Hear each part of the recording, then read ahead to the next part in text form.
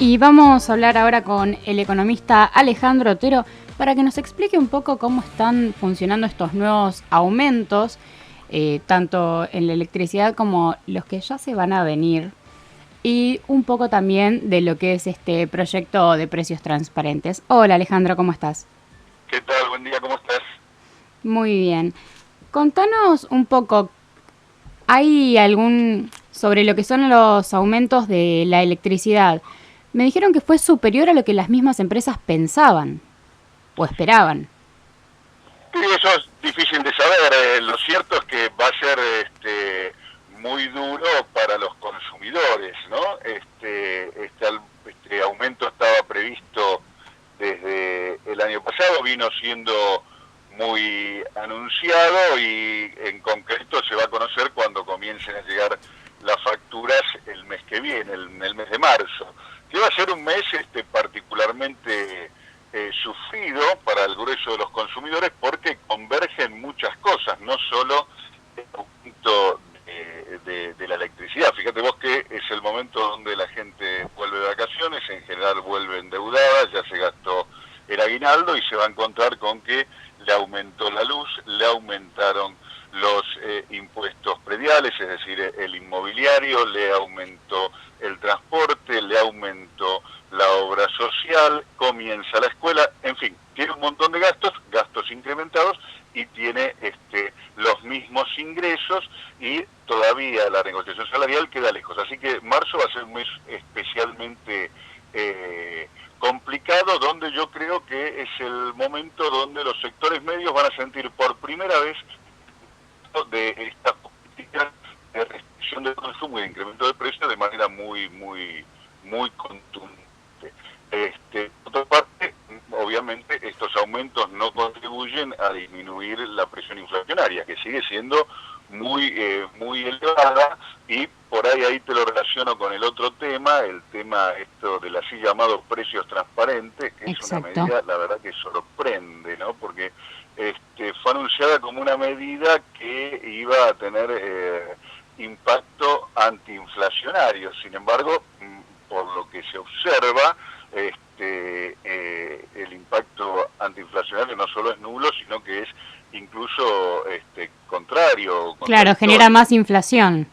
Exactamente, porque, a ver, como es sabido, es de manual, en una economía como la Argentina, fuertemente concentrada, donde hay actores que tienen la capacidad de formar precios, de imponer precios, los precios son rígidos a la baja, es decir, los precios no tienden a bajar, a lo sumo tienden a estabilizarse en contextos de fuerte recesión como el actual, ¿no? Es decir, cuando no hay consumo, los precios no bajan, tienden a mantenerse en el nivel que se encuentran.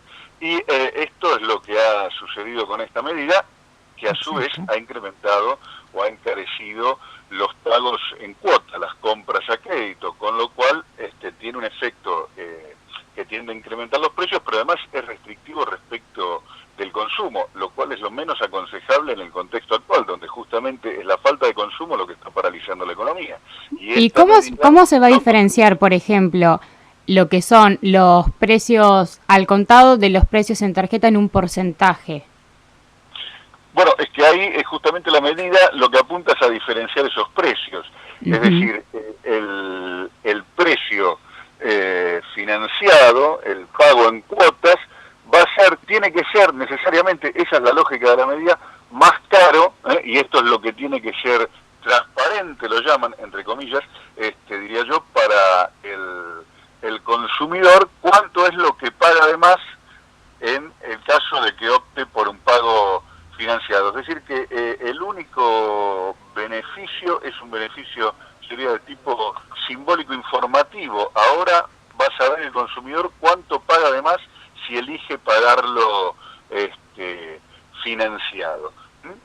Si lo paga contado, o sea que lo pague cash o con una tarjeta de débito o Claro. incluso con una tarjeta de crédito en una sola cuota, va a tener un precio. Si lo paga financiado por el medio que sea, va a tener un precio mayor y va a saber exactamente cuánto es lo que paga además. Ahora, respecto de que esto signifique una mayor capacidad de consumo, una mejora en el poder adquisitivo, el resultado es absolutamente nulo e incluso, insisto, puede hasta ser negativo, ¿no? Claro, puede hasta generar más inflación.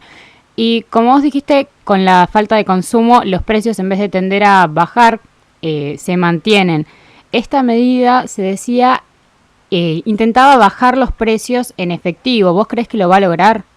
No, ya se está viendo que esto no es así, no va a haber ningún tipo de disminución de los precios. Insisto, es al contado, no es efectivo. A ver, no confundir.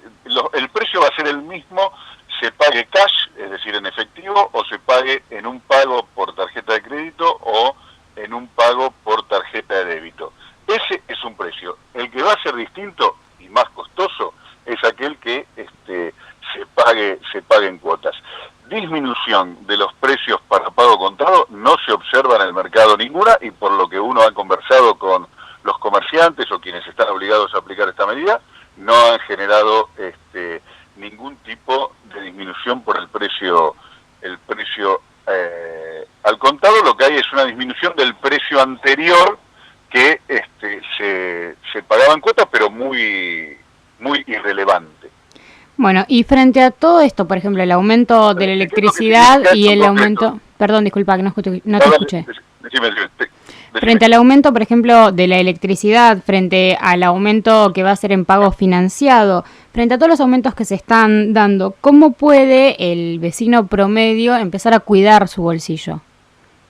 Bueno, ahí va a tener que hacer lo que pueda. El tema, los vecinos, los consumidores, son personas inteligentes y que conocen su realidad. Todos cuidamos nuestro bolsillo y en función del tamaño de nuestra billetera buscamos sacarle el mejor rendimiento, comprando donde las relaciones precio-calidad son ahora, hay cuestiones sobre las que no podemos decidir el precio, como son los consumos, servicios básicos o el transporte. Ahí hay cierta rigidez y el consumidor no tiene más remedio que pagar los precios o utilizar los niveles mínimos indispensables que le permiten una vida digna. Es decir, con esto quiero decir, hay cuestiones donde el consumidor puede elegir bienes sustitutos más baratos, no comprar carne de vaca si esta es más cara que la carne de pollo y pasarse a la carne de pollo, pero si necesita viajar 3 veces en colectivo para ir a su trabajo y volver, va a tener que pagar la tarifa del colectivo, ¿se entiende? Entonces Exacto. Hay precios sobre los que puede elegir y otros que no. El tema es, insisto, los consumidores saben qué hacer con su dinero y cómo sacarle el mejor rendimiento. El que no está cuidando los bolsillos de los consumidores es el gobierno. Exacto. Bueno, muchísimas gracias, Alejandro. Buenos días, hasta luego. Hasta luego. Les recordamos a todos los oyentes que estábamos con Alejandro Otero, nuestro economista, se podría decir, para consultarle sobre todos los temas que están atacando el bolsillo de los vecinos.